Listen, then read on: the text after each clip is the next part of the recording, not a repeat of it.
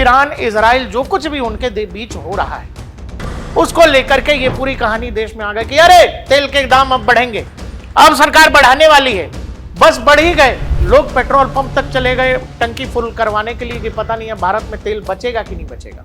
क्योंकि आप जिनको चाहते हो या किसी व्यक्ति को पसंद करते हो या किसी पार्टी को पसंद करते हो, वो पार्टी लंबे समय से सरकार में आ नहीं रही। जबकि सच ये है कि पिछले 4-5 सालों से अगर आपने देखा हो, पेट्रोल और डीजल के दाम इस देश में एकदम अस्थिर है। इतनी अफवाह फैला दी गई सोशल मीडिया पर कि देश की बड़ी कंपनियों जैसे इंडियन ऑयल, हिंदुस्तान पेट्रोलियम, इनको सफाई देनी पड़ी। अमेरिका हमसे ये कह रहा है, जो अमेरिका अभी से पहले कह रहा था कि नहीं रशियन ऑयल नहीं खरीदना, हम इस पे चुपचाप बैठे हुए थे। लेकिन अब वो अमेरिका कह रहे हैं नहीं रशियन ऑयल खरीद लीजिए, आप 1 महीने तक खरीद लीजिए, फिर देखते हैं आगे क्या होगा, क्योंकि हम नहीं चाहते ग्लोबल मार्केट डिस्टर्ब हो। सबसे अजीब बात यह है कि हमारे यहाँ के जो मीडिया हाउसेज हैं, जो हमारे यहाँ की मीडिया है, वो कैसे हेडलाइन लिखते हैं कि reached out to India to buy Russian oil to ease global markets. ये यूएस हमको बताएगा कि हमको किससे तेल लेना है। भारत के पास ऊर्जा स्रोतों की पूर्ति के लिए बहुत सारे और भी रास्ते हैं। ईरान ही इकलौता देश या स्ट्रेट ऑफ हॉर्मुज ही आखिरी रास्ता नहीं है। खामने ही मर गए, आपने निंदा नहीं की, ईरान बड़ा नाराज हो गया। तो ईरान जब नाराज हो गया तो फिर यह जहाज हमारा आसानी से कैसे निकल रहा है। दर्शकों, 90s के दौर में एक ऐसा वक्त जरूर था जब दुनिया में कहीं भी, खासकर खाड़ी के देशों में जब बवाल हो तो हमारे यहां की सरकारों का, यानी अपनी सरकार का और पूरे देश में आम लोगों का, नेताओं का हाथ पैर फूलने लगता था कि अरे अरे अरे अब क्या होगा, अरे अरे अरे अब तो तेल के दाम बढ़ जाएंगे, अरे अरे अब तो देश बर्बाद हो जाएगा। हम दुनिया में गुहार लगाते फिरते थे कि देखिए देखिए बचाइए बचाइए, देखिए देखिए प्लीज प्लीज रोकिए रोकिए, नहीं नहीं ऐसा नहीं होना चाहिए। लेकिन पिछले 10, 12, 15 सालों में ये सिचुएशन बदला है। हम दुनिया में कहीं कुछ हो जाए, हमारा पैनिक बटन दबता नहीं है। हालांकि बहुत सारे प्रयास ये किए जाते हैं, वो सारा प्रोपेगेंडा आपने देखा होगा वो शुरू हो गया है। ईरान इजराइल जो कुछ भी उनके बीच हो रहा है उसको लेकर के ये पूरी कहानी देश में आ गई कि अरे तेल के दाम अब बढ़ेंगे, अब सरकार बढ़ाने वाली है। बस बढ़ ही गए, लोग पेट्रोल पंप तक चले गए टंकी फुल करवाने के लिए कि पता नहीं है भारत में तेल बचेगा कि नहीं बचेगा। शायद कुछ लोगों ने यह सोचकर करवाया होगा कि उनके जीवन का आखिरी फुल टैंक है ये, इसके बाद करवा नहीं सकेंगे क्योंकि युद्ध के बाद तो तेल मिलेगा नहीं, अब तो भारत में तेल है ही नहीं। लेकिन इन तमाम चीजों के बीच जो आपको एक चीज समझने और जानने की जरूरत है कि पिछले 10-12 सालों में भारत एक लंबी तैयारी कर रहा है। लंबी तैयारी ये कि भारत इस बात की गंभीरता को समझता है कि जो भी देश ऊर्जा के क्षेत्र में, एनर्जी के क्षेत्र में सेल्फ सफिशिएंट नहीं है, उसके ऊपर एक खतरा तो हमेशा से है। हम हमारी ऊर्जा जरूरतों के लिए बड़े तौर पर, मोटे तौर पर अगर तेल की बात करें तो हम मिडिल ईस्ट के देशों पर या फिर दुनिया के बाकी देशों पर निर्भर हैं। हम हमारी तेल जरूरतों का एक बड़ा हिस्सा, क्या मैक्सिमम हिस्सा दुनिया के देशों से मंगवाते हैं, इसमें कहीं कोई दो राय नहीं है। लेकिन पिछले 10, 12, 15 सालों में भारत ने वैकल्पिक ऊर्जा स्रोतों पर काम करना शुरू किया है, जैसे सोलर एनर्जी, जैसे जो आपने पेट्रोल के अंदर इथेनॉल ब्लेंड की कहानी सुनी, वो भी इसी का एक हिस्सा है।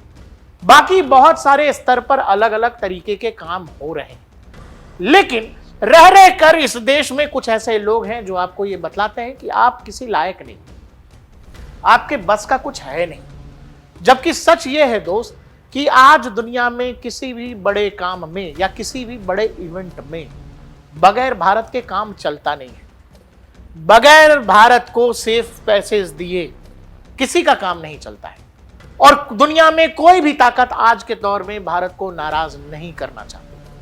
सब खेल रहे हैं, अपने अपने मतलब से खेल रहे हैं, लेकिन बावजूद इसके किसी की हिम्मत नहीं है कि वो भारत को नाराज कर दे। अब ऐसे में जो लोग ये प्रोपेगेंडा फैलाने लगे, सेम यही सब कहानी आपको याद होगा कोरोना के समय किया गया कि अरे अरे अब खाना नहीं मिलेगा, अरे अरे अब पानी नहीं मिलेगा, बच्चों को दूध नहीं मिलेगा। आप याद करिए कि कोरोना में क्या किसी की जान भूखे पेट चली गई क्या? सरकार से लेकर आम लोगों ने लोगों को खाना तक खिलाया है। ये उस तरह का देश है, लेकिन बावजूद इसके तूफान कहीं उठे, आग कहीं लगे, कुछ लोग ये चाहते हैं कि कैसे भी एक छोटी सी चिंगारी हो, भारत को भी आग लगा दो। केवल इसलिए क्योंकि आप जिनको चाहते हो या किसी व्यक्ति को पसंद करते हो या किसी पार्टी को पसंद करते हो, वो पार्टी लंबे समय से सरकार में आ नहीं रही। सरकार में नहीं आ रही है वो अपने लक्षण की वजह से, लेकिन लोगों को लगता है कि इस व्यक्ति को हटा देंगे तो दूसरे वाला बैठ जाएगा। कहने का मतलब यह है कि घोड़ों की नस्ल अगर खत्म हो जाए तो गधों को चमनप्राश खिलाना ऑप्शन रहेगा, गधे ही ठीक है। पूरी कहानी क्या है आइए आपको तफसील से समझाते हैं। हुआ यह कि ईरान में जैसे कहानी शुरू हुई, यहां लोगों ने कहना शुरू कर दिया कि ईंधन के रेट बढ़ जाएंगे, ईंधन ऐसा हो जाएगा वैसा हो जाएगा। जबकि सच यह है कि पिछले 4-5 सालों से अगर आपने देखा हो, पेट्रोल और डीजल के दाम इस देश में एकदम अस्थिर है, एकदम स्थिर है। इतनी अफवाह फैला दी गई सोशल मीडिया पर कि देश की बड़ी कंपनियों जैसे इंडियन ऑयल, हिंदुस्तान पेट्रोलियम, इनको सफाई देनी पड़ी। जैसे इंडियन ऑयल कह रहा है सोशल मीडिया पर पेट्रोल और डीजल की कमी को लेकर फैल रही खबरें पूरी तरह निराधार हैं। भारत में ईंधन का पर्याप्त भंडार उपलब्ध है, आपूर्ति और वितरण नेटवर्क सामान्य रूप से कार्य कर रहे हैं। इंडियन ऑयल निर्बाध ईंधन आपूर्ति बनाए रखने के लिए पूरी तरह प्रतिबद्ध है। अगली कंपनी है भारत पेट्रोलियम, यह कह रही है there have been some rumours about shortage of petrol and diesel in certain areas which are completely unfounded. लेकिन यह होता है, यह हर बार होता है। कुछ लोग जिनकी खून में चोरी है, कुछ लोग जिनकी जमीर में चोरी है, कुछ लोगों का जीवन जो बगैर चोरी भ्रष्टाचार के चलता नहीं है, वो हर इस तरह के मौके को अपने, कहते हैं ना कि आपदा में अवसर तलाश लेना, वैसा करते हैं। कोविड के दौरान भी ऐसा लोगों ने बहुत किया। आपको याद होगा रूस यूक्रेन वॉर के दौरान जब शुरू हुआ, लोगों ने कहा कि अरे अरे आप रशियन ऑयल क्यों खरीद रहे हैं, अमेरिका आपको बर्बाद कर देगा, आप कैसे खरीद रहे हैं।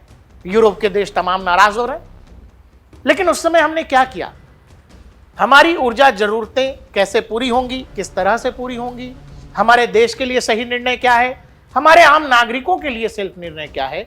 भारत एक संप्रभु देश है, दुनिया का सबसे बड़ा लोकतंत्र है, तो यह निर्णय हमको खुद लेना है या अमेरिका के हिसाब से लेना है, खुद लेना है। तो जब यह हम खुद तय कर सकते हैं कि रूस यूक्रेन के दौरान जब भारत नहीं रुका, कुछ लोगों को यह लगता है कि हाल फिलहाल अमेरिका के कह देने से, बोल देने से भारत को बड़ा प्रभाव पड़ता है। आप इस कहानी पर आइए जो असल कहानी है। भारत रूस से बड़े तौर पर तेल खरीदता है, यह दुनिया जानती है।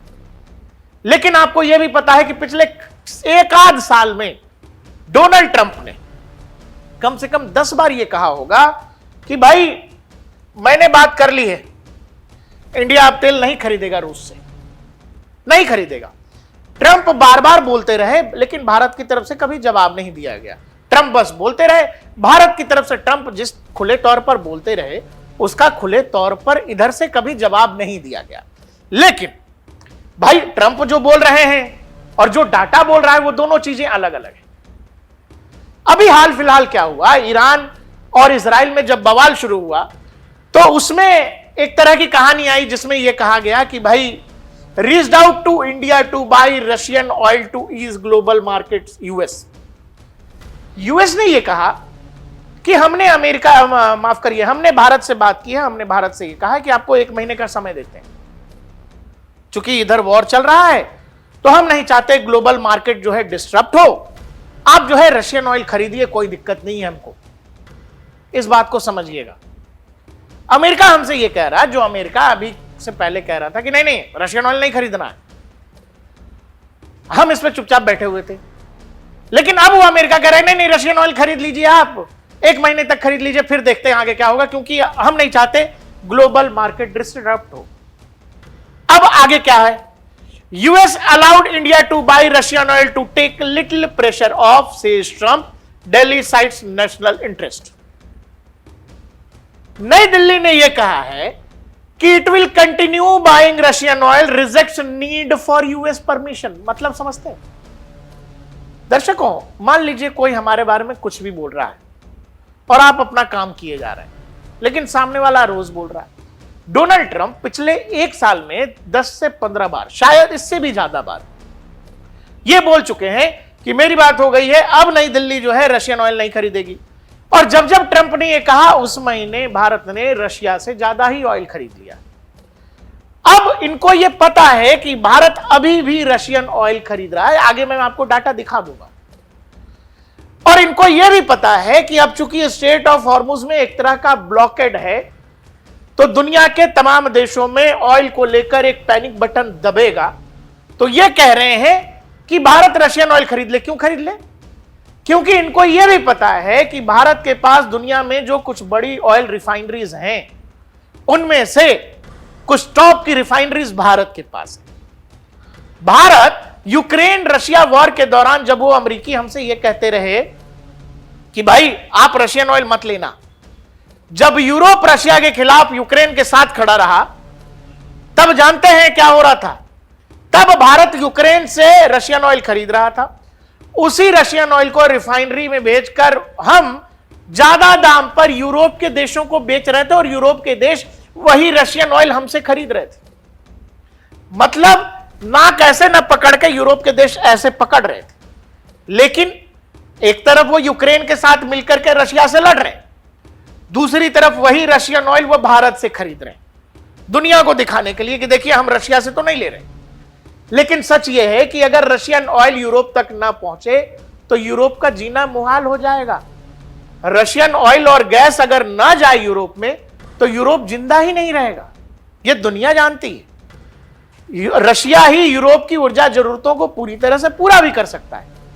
तो उन्होंने क्या किया कि नहीं नहीं जी, हम डायरेक्ट नहीं लेंगे, हम इनडायरेक्ट लेते हैं। हम मछली नहीं खाते हैं, मछली का ग्रेवी खाते हैं। चिकन से परहेज है, चिकन से परहेज है, लेकिन प्याज वाले चिकन से। जिस चिकन में प्याज रहेगा वो नहीं खाएंगे, प्याज निकाल दीजिए, बस खाली मुर्गा तो खा लेते हैं। ये हाल है। अब ये हमसे क्या कह रहे हैं कि जी ठीक है खरीद लीजिए। क्या भारत ने कभी रशियन ऑयल लेना बंद किया था? क्या हमने कभी इस बात की चिंता की कि अमेरिका हमें परमिशन दे रहा है या नहीं दे रहा है? Never dependent on permission government official on US waiver for India to import Russian oil. हम कभी अमेरिका पर जो है निर्भर नहीं थे। अब आइए एक असल कहानी पर, जो यहां लिखा जा रहा है। आप देखिए, एएफपी की रिपोर्ट है जिसमें कहा गया कि यूरोपीय union think tank claims 30 false flag tanker shipped 2.1 billion euros worth of Russian oil to India in 2025।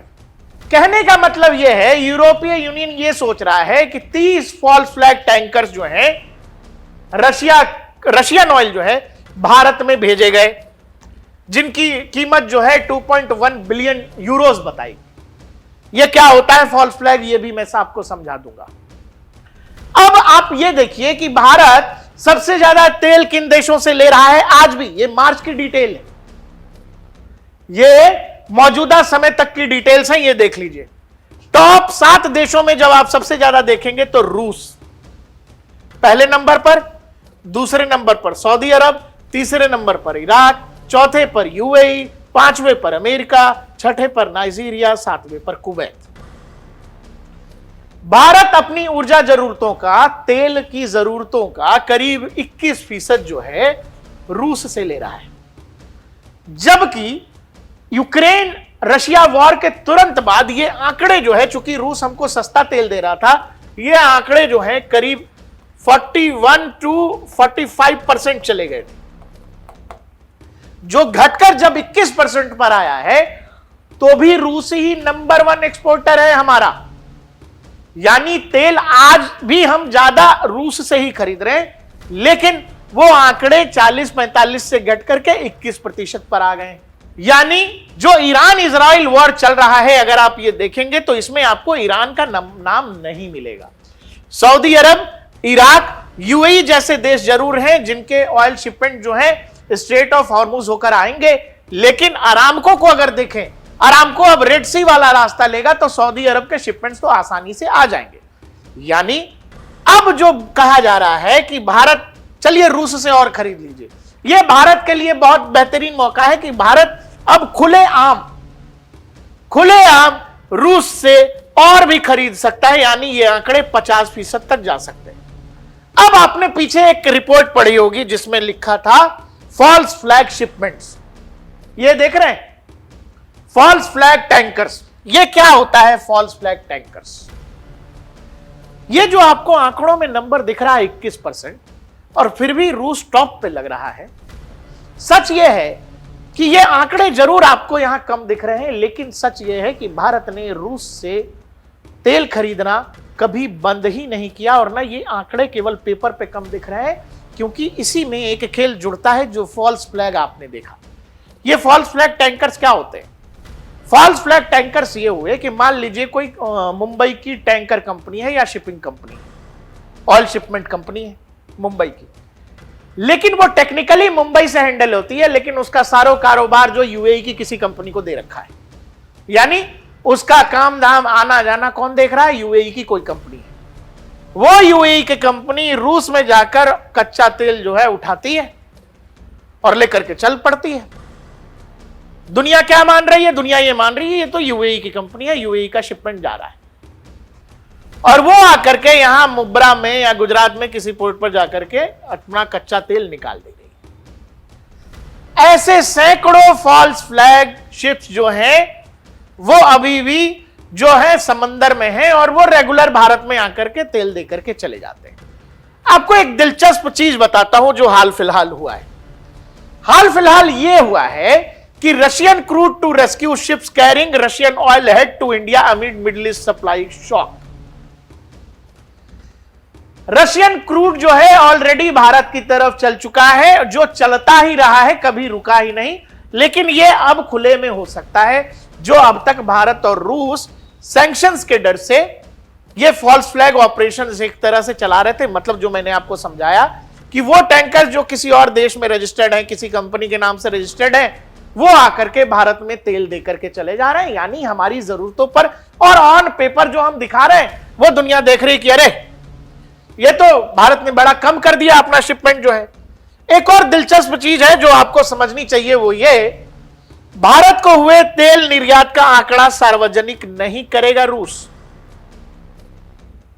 समझिएगा, रूस मॉस्को की तरफ से साफ कहा गया है कि हम भारत को जो कुछ भी तेल बेचेंगे हम उसको अब सार्वजनिक नहीं करेंगे, हम उसके डाटा को पब्लिक नहीं करेंगे, हम इसकी जरूरत नहीं समझते।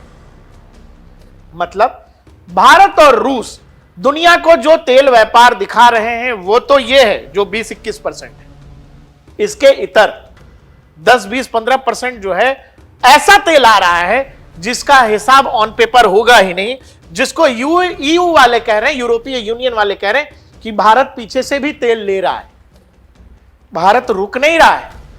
अब जब सीधे अमेरिका कह रहा है कि यार ये तो रुक रहे नहीं है, तो इसी बहाने चूंकि रिफाइनरीज इनके पास हैं, हम इनको अभी तो नाराज नहीं कर सकते, क्योंकि अमेरिकी कंपनियां भी बहुत सारी ऐसी हैं जिनकी रिफाइनरीज जो हैं जब एक्स्ट्रा ओवरलोडेड हो जाती हैं वो काम हमारे रिफाइनरीज को आता है।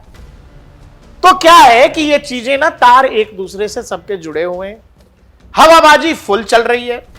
इसमें हमारे यहां लोग बस इसी में लगे रहते, अरे देखिए अमेरिका ने क्या कह दिया, अमेरिका ने कहा कि अब परमिशन देते हैं। और अजीब बात यह है दोस्त, सबसे अजीब बात क्या है, सबसे अजीब बात यह है कि हमारे यहां के जो मीडिया हाउसेज हैं, जो हमारे यहां की मीडिया है, वो कैसे हेडलाइन लिखते हैं कि reached out to India to buy Russian oil to east global markets. ये यूएस हमको बताएगा कि हमको इस किससे तेल लेना है, जबकि आपके पास इस बात की जानकारी है कि यही यूएस आज से पहले जब बाइडेन प्रशासन था, रूस यूक्रेन युद्ध के दौरान कितनी बार बोला होगा कि नहीं लेने देंगे, नहीं ले सकते। हमने ऑयल लिया। ट्रंप के जमाने में पहले कार्यकाल में ट्रंप ने कहा S-400 नहीं लेने देंगे, सैंक्शंस लगा देंगे, हमने लिया। अमेरिका ने हमसे कहा ऐसा कर देंगे, वैसा कर देंगे, न्यूक्लियर पावर नहीं होने देंगे, हमने पोखरण किया अटल जी के जमाने में। हम वो देश हैं, बावजूद इसके कि हम क्या कर रहे हैं, हमारा ध्यान किन चीजों पर है, हम कैसे अपनी चीजों को आगे बढ़ा रहे हैं, हम इस बात की चिंता कर रहे हैं कि किसी देश का कोई नेता, कोई एजेंसी क्या कह रही है। आपको बड़ा अजीब नहीं लगता है? अमेरिका कह रहा है तो अमेरिका कह रहा है, अमेरिका सैंक्शंस लगा सकता है, भाई सुपर पावर है, वो नुकसान पहुंचा सकता है। लेकिन क्या भारत सीधे घुटने टेक रहा है? क्या भारत जी हुजूर वाले हिसाब किताब में है? नहीं है मेरे भाई, नहीं है। वो जब रोज कह रहे हैं कि भारत रशियन ऑयल नहीं खरीदेगा, आज भी रूस हमारा टॉप का तेल आयातक देश है, हम सबसे ज्यादा तेल आज भी रूस से ऑन पेपर खरीद रहे हैं। जो ऑफ पेपर या कह दें कि पीछे से जो सौदा हो रहा है उसका तो कोई डाटा भी नहीं है। अब जो ये 20-21% आपको दिख रहा है उसको लेकर भी रूस अब ये कह रहा है कि हम हमारे और भारत के बीच हो रहे तेल व्यापार को सार्वजनिक नहीं करेंगे, हम इसका कोई डाटा अब नहीं देंगे। और जो कुछ अब हो रहा है ईरान के अंदर, जो अफवाह ऑलरेडी फैलाई गई कि तेल का दाम बढ़ जाएगा, भारत में ऐसा हो जाएगा वैसा हो जाएगा, सरकार ऑलरेडी जिन देशों से, मान लो सऊदी अरब से, यूएई से हम मंगवाते हैं, इराक से हम मंगवाते हैं, हम इनके ऑप्शंस तलाश रहे हैं कि हम इन देशों की बदौलत और कहां से ले सकते हैं। रशिया से लेंगे।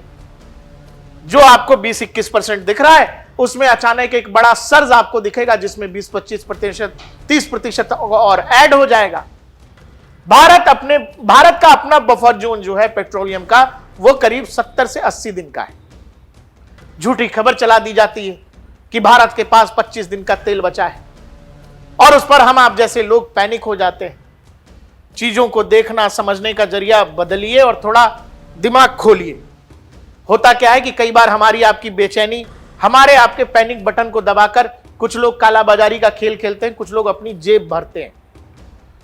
तो ये जेब मत भरने दीजिए। और कुछ लोगों को ये लगता है कि आपका पैनिक बटन दबवा के वो दिल्ली में सरकार बदलवा लेंगे, वो दिल्ली में प्रधानमंत्री नरेंद्र मोदी की जगह किसी और को बैठा लेंगे। और वो जानते हैं कि आप ऐसा पैनिक जब होंगे तो ऐसा हो जाएगा। इसीलिए बार बार आप पर अफवाह की एक तरह से जो है बाढ़ लाई जाती है, जिस अफवाह में आप बहें। कोविड के दौरान भी आपके साथ यही किया गया था, अगर आपको वो दिन याद है तो। सच ये है कि हमारे साथ जो कुछ हो जाता है और जो चीजें, जिन चीजों से हम आसानी से निकल जाते हैं, हम उन चीजों के चैलेंज और चुनौतियों को भूल जाते हैं। अगर आप कोविड के दौर को याद रखें, उस समय के नेताओं के बयान को याद रखें, उस दौर के पॉलिटिकल नेताओं और पॉलिटिकल पार्टी के चरित्र को याद रखें, तो अभी जो कुछ हो रहा है वो सब कुछ आपको एक जैसा दिखेगा। भारत बहुत लंबे समय से इस बात की तैयारी कर रहा है कि आने वाले 10, 20, 25, 50 साल में हमको उस स्तर तक चले जाना है कि हम दुनिया के देशों का ऊर्जा के लिए, एनर्जी के लिए मुंह कम देखें। हम उस बात की तैयारी कर रहे हैं। भारत के पास ऊर्जा स्रोतों की पूर्ति के लिए बहुत सारे और भी रास्ते हैं। ईरान ही इकलौता देश या स्ट्रेट ऑफ हॉर्मुज ही आखिरी रास्ता नहीं है जो लोग आपको ये बतला रहे हैं। डिसरप्शन है, परेशानी होगी, गैस की कीमतों में 60 रुपए की बढ़ोतरी हुई है, हो सकता है तेल की कीमतें भी ऊपर नीचे हों, लेकिन फिर आप ये मत भूलिए कि पिछले 4-5 साल से इस देश में तेल की कीमतें बेहद स्थिर हैं।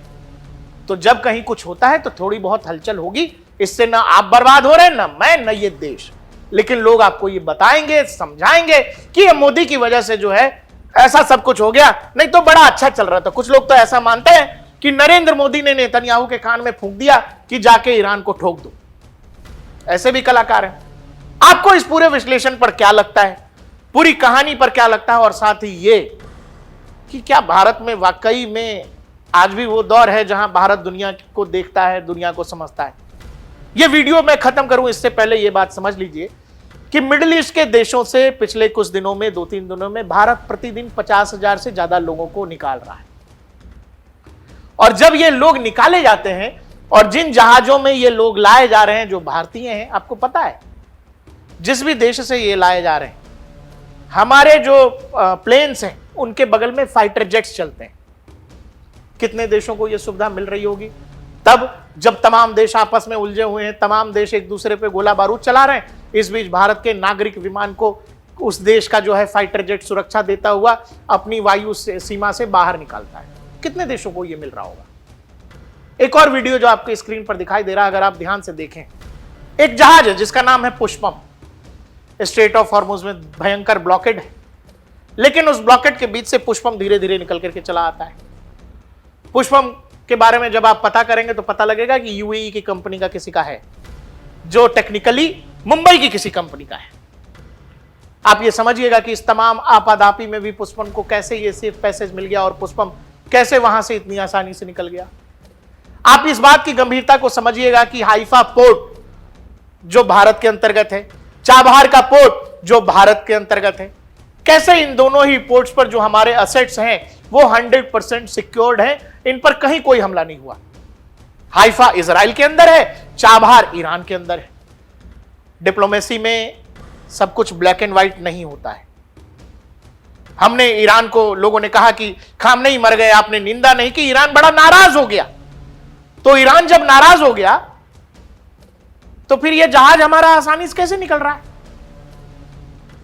इन सब चीजों को जरा देखिए, समझिए, आकलन करिए। बाकी बोलने, अफवाह फैलाने के लिए लोगों पर कोई टैक्स नहीं लगता है, कोई चार्ज नहीं लगता है, लेकिन जरूरी यह है कि अपनी आंख के साथ साथ अपनी अकल भी खोलिए। आज देश उस स्थिति में नहीं है जहां कोई भी आएगा, कुछ भी कहेगा और भारत सुन के इग्नोर कर देगा। भारत जो चाह रहा है, जैसे चाह रहा है, अपनी मर्जी, अपनी जरूरत और अपने मुताबिक कर रहा है। दुनिया के कुछ देश इससे परेशान जरूर हैं, लेकिन इसकी परवाह भारत अब नहीं कर रहा है। देखते रहिए DNP इंडिया, हर खबर भरोसे के साथ।